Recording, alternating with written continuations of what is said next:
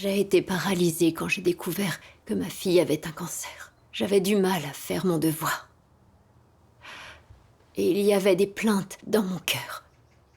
Je n'ai pas dit à voix haute que Dieu aurait dû protéger ma famille parce que j'avais travaillé pour lui. Mais j'étais tourmentée par les doutes. Pourquoi ma fille était-elle tombée malade?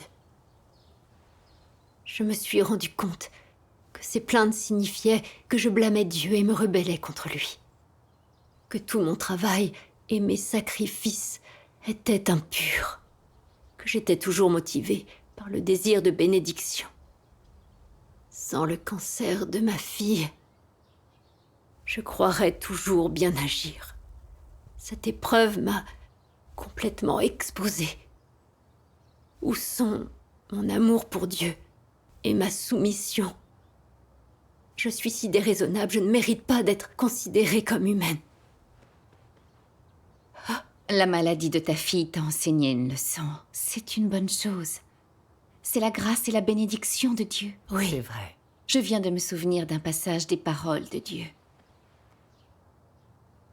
Dans leur croyance en Dieu, les gens cherchent à obtenir des bénédictions pour l'avenir. C'est le but de leur foi. Tous les gens ont cette intention et cet espoir. Mais la corruption dans leur nature doit être résolue à travers des épreuves. Ce sont les aspects impurs de l'homme qui doivent être épurés au travers de ces épreuves. C'est l'arrangement de Dieu. Dieu crée pour toi un environnement te forçant à y être épuré de sorte que tu puisses connaître ta propre corruption. À terme, tu atteins un stade auquel tu préférerais mourir, renoncer à tes projets et tes désirs et obéir à la règle et au plan de Dieu. Ainsi, si l'homme n'a pas des années d'épurement et ne souffre pas dans une certaine mesure, il ne pourra pas se libérer de la servitude de la corruption de la chair dans ses pensées et dans son cœur. Quels que soient les aspects où tu es encore soumis à Satan, et quels que soient les aspects où tu gardes tes désirs et tes exigences, ce sont ces aspects-là dans lesquels tu devrais souffrir.